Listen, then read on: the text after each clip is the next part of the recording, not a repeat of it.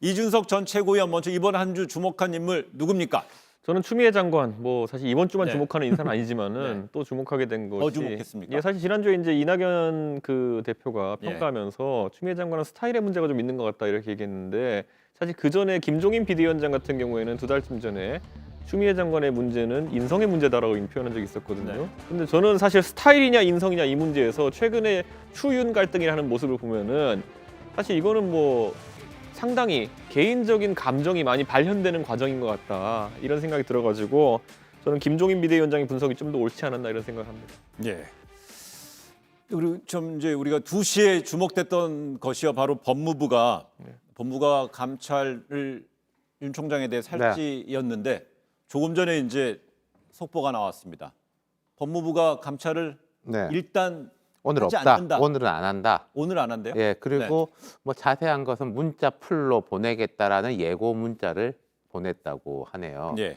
이준석 위원도 이야기했지만은 뭐 저도 어디 방송이라든지 뭐 칼럼 같은 거 쓸 적에 뭐 최근에 주목하는 인물은 누굽니까? 이러면은 한 2달째 이제 추미애 장관 네. 이분 또 하면은 너무 재미없나 싶은데 또 더 큰 게 나오고 큰 게 나오고 뭐 인성 이런 건 제가 잘 모르겠는데 예. 이낙연 대표도 그랬고 정세균 총리도 말하자면 조금 자중을 당부했지 않습니까? 그런데 네. 이제 그 이후에도 더 공격적으로 가는 것들 때문에 이게 여권 전체에 물론 이 검찰 개혁을 해야 된다. 윤석열 총장을 이렇게 좀 제어해야 된다. 이건 여권 전체의 뜻이겠죠. 하지만 이런 방식적인 문제라든지 잡음에 대해 가지고는 부담을 많이 느낄 것 같아요. 근데 조금 전에 이제 말씀드린 대로 그 법무부가 윤석열 총장에 대한 대면 조사 계획에 대해 일단 취소했는데 이건 어떤 절차 과정이 어떻게 됐냐면은요.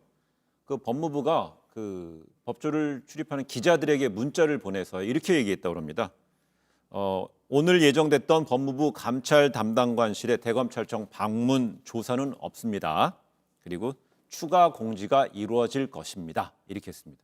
근데 이게 원래 행사가 2시였는데요.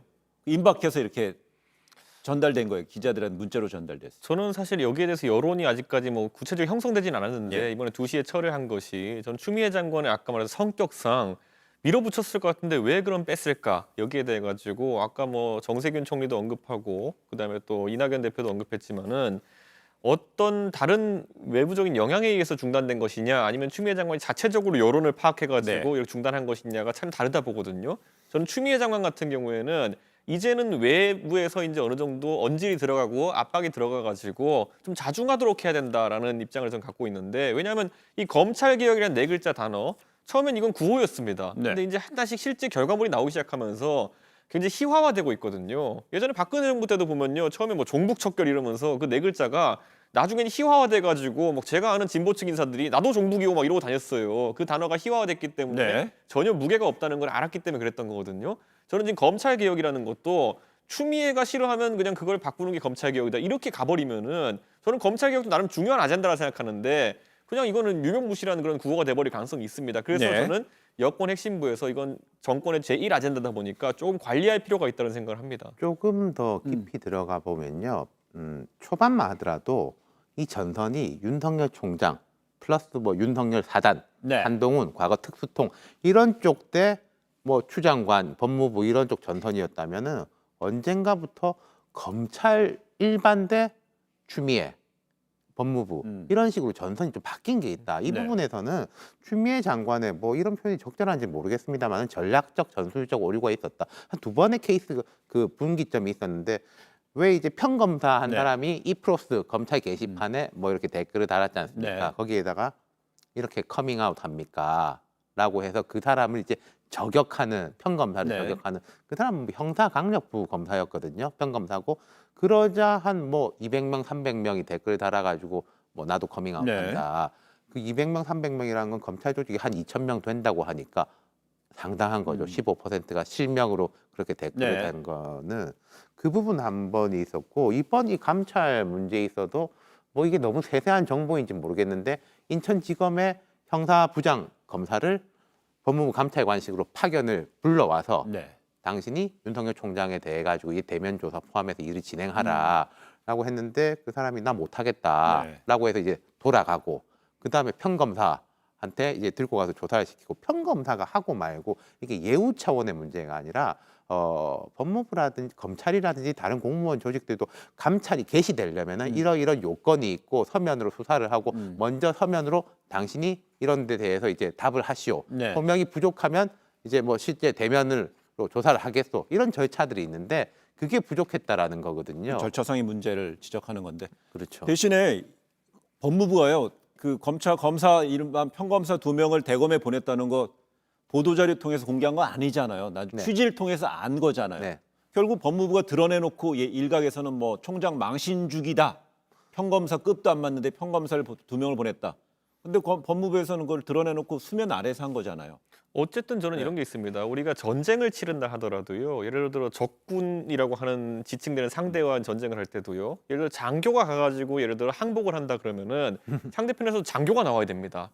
예를 들어 어떤 장군이 별다른 사람이 가가지고 이제 그럼 전쟁금 휴전하자, 항복하자 이렇게 얘기했는데 조금 자기가 권한이 더 있다고 이겼다고 해가지고 이등병이 가가지고 그래 항복문서 받고 이러면은요. 그거는 모욕하는 행위예요. 그렇기 때문에 그런 어떤 프로토콜이라는 게 있는 것인데 저는 검찰총장과 추미애 장관이 특히 지금 갈등 관계를 한다면은 네. 모욕에 해당하는 요소는 최대한 배제하는 것이 좋다. 이건 감정을 건드리는 선으로 가게 되면은 아까 말했잖아요. 국민들이 지금 이 사안을 봤을 때 추미애 장관이 과연 지금 스타일상의 문제인지 아니면 네. 진짜 사람이 공과 사를 구분하지 못하는 인성의 문제인지 이걸 보고 있는 거예요. 네. 그렇다면은 저는 추 장관의 의도가 어떻든지 간에 저는 그런 내용적인 측면을 강조해야 되는 것이지 이런 형식적인 측면에서 지적받을 만한 부분을 만들면 안 된다 보는 근데 거거든요. 그건요. 쟤는 뭐 대검 입장에서도 이게 모욕이냐 네. 속으로는 그렇게 생각하더라도 별로 그렇게 드러내는 거는 좋지 않다라고 생각해요.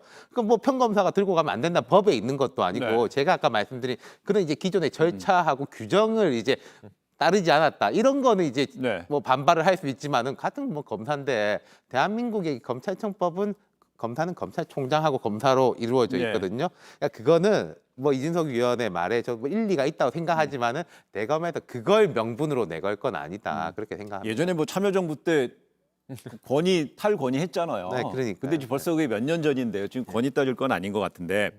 대신에 그렇다면 오늘 법무부에서 그 기자들에게 문자 보낸 거로 해서 오늘은 방문 조사가 없지만 추가 공지를 통해 알려드린다고 그랬기 때문에 결국 한번 칼을 조금 전에 이준석 최고위원이 칼을 뽑았다고 그래요. 그럼 칼집에 집어넣을지 아니면 다시 한번 그 감찰을 할지 안 할지 거기에 짧게 전망 두 분 얘기 추미애 들어볼게요. 장관이 만약에 본인이 칼을 뺐다가 약간 분위기가 쎄한다고 자기가 집어넣은 거면은 좀 저는 이제 개전의 가능성이 있다 보고 개선의 가능성이 있다 보고 저는 굉장히 좀 긍정적으로 보겠으나 만약에 외력이 작용해가지고 일시적으로 우선 중지해라 이랬다면은 저는 추미애 장관이 본인의 성격상 다시 언제든지 또 이제 이런 전선을 만들려고 노력할 가능성이 있다. 예, 이른바 한동훈법 그 휴대폰 비번 예. 그건 후퇴했지 않습니까? 네.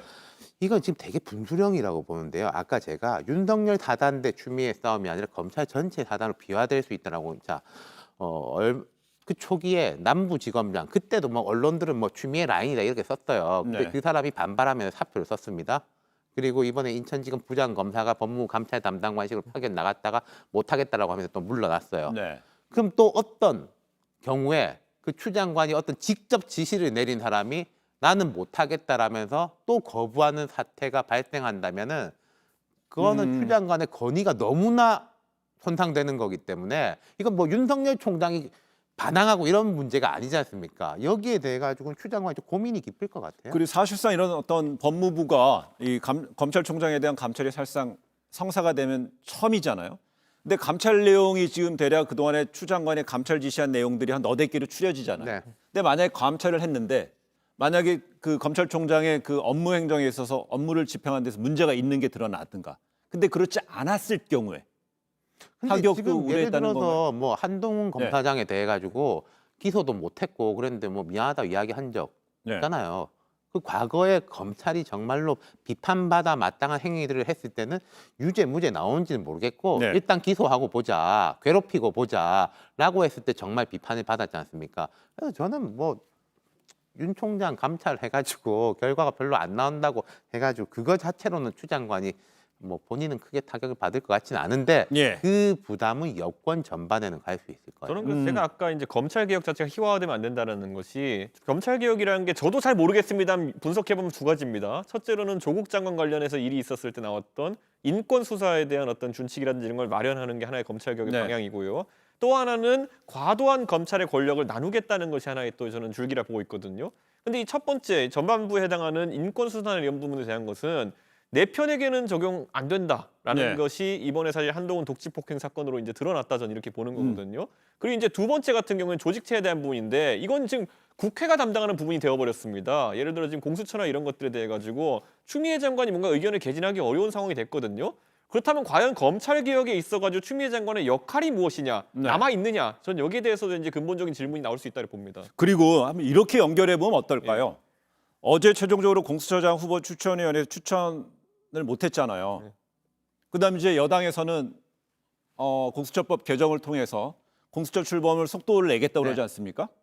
혹시나 이런 어떤 감찰을 지금 계획을 오늘 하지 않는 것이 어차피 공수처법 다음 달에 개정안을 다음 달 초쯤이나 본회의 통과시켜서 속도를 내게 되면 여당에서는 올해 안에 공수처장을 지금 출범시킬 생각을 근데 하잖아요. 이게 이런 거는 그거랑 있을 거예요. 연동되는 것도 있을까요? 예를 들어서 특검 같은 네. 경우에 우리가 이제 특검을 막 국회에서 이렇게 해가지고 줄다리기 해가지고 특검을 정하지 않습니까? 네. 추천하고 한 명 정하잖아요. 그 특검이 정해져가지고 특검 보를 뽑고 이제 뭐 하고 하는데도 꽤 시간이 걸립니다. 공수처는 특검보다는 더 시간이 걸릴 거예요. 그러면은 지금 윤석열 총장에 대한 감찰 사안 이런 것들이 바로 공수처로 가기는 어려울 거라는 어렵다는 거죠. 그러니까 물론 이제 큰 정치적인 영향은 있겠지만은 이 사건을 그대로 빨리 이제 뭐 이달 안에 출범하니까 12월에 들고 가는다. 네. 그렇게 되긴 쉽지 않을 거란 말씀이죠. 뭐 시간이라는 건 빨리 지나가는 거기 때문에요. 만약 이 감찰의 주요 내용들 혹은 앞으로 이루어지는 상황에 대해서 공수처가 만약에 올 연말이든 내년 초 출범하게 근데, 되면 예, 거기로 제가 하나 더 넘어가기는 어려울 붙이자면 것이다. 그렇게 만약에 갔다고 치고 네. 공수처 1호 사건으로 윤석열 검찰총장을 한다. 그러면은 야당이 정말 할 말이 많지 않겠습니까? 여당은 오히려 조금 이게 아닌데 싶을 수도 있는 거고요. 제가 생각할 때는 1호 사건은 오히려 윤석열 총장 안 하는 게 나아요. 되려. 여권 입장에서는. 예. 특수부대로요. 그 일반 군대 수뇌부를 제거하고 후대탄할 수는 있을지 모르겠지만은 전쟁은 못 합니다. 그러니까 저는 공수처가 지금 검찰의 어떤 수뇌부에 대해 가지고 강력한 압박을 할 수 있겠지만은 절대 검찰 조직과 경쟁하는 조직이 되지 못할 겁니다. 왜냐하면 수사 능력이나 이런 것들에 차이가 있기 때문에 네. 저는 그렇기 때문에 이렇게 무리해서 추진한다고 하는 것은 다분히 이제 기획수사적인 측면을 담당하게 되는 경우가 생긴다면은 지금 예를 들어 윤석열 총장에 대해 가지고 감찰을 하고 수사하고 하는 역할을 공수처가 1호로 수행한다 그러면은 그 조직에 대한 국민적 이미지 자체가 대한민국 국민의 상당수가 지금 대선 후보로서까지 보고 있는 윤석열 총장을 탄압하기 위한 수단으로 이게 규정될 수가 있어요. 네. 어떤 조직이든지 처음 설치돼 가지고 그것이 동작하는 모습을 보면서 많은 사람들이 판단을 하거든요. 그렇게 설정이 되어버리면은 도대체 사법개혁이나 아니면 검찰개혁의 측면에서 공수처를 옹호했던 민주당의 사람들이 그 주장을 계속할 수 있을까? 이거는 처음에 지적했던 것처럼 중국에서 있는 그런 정적을 탄압하는 도구처럼 활용된다라고 이제 프레임 잡혀버리면은 네. 그럼 끝나는 겁니다. 이거는. 그래 결국 오늘 그 윤석열 총장에 대한 감찰이 멈칫한 건지 중단된 건지를 혹시 공수처 출범되게 되면 수사로 감찰 내용을 넘기려고 했을 가능성에 대한 두 분 다 그렇지는 않을 것이다. 파장, 부작용이 더 클 것이다 이렇게 진단했네요. 알겠습니다. 여기까지 얘기하겠고요.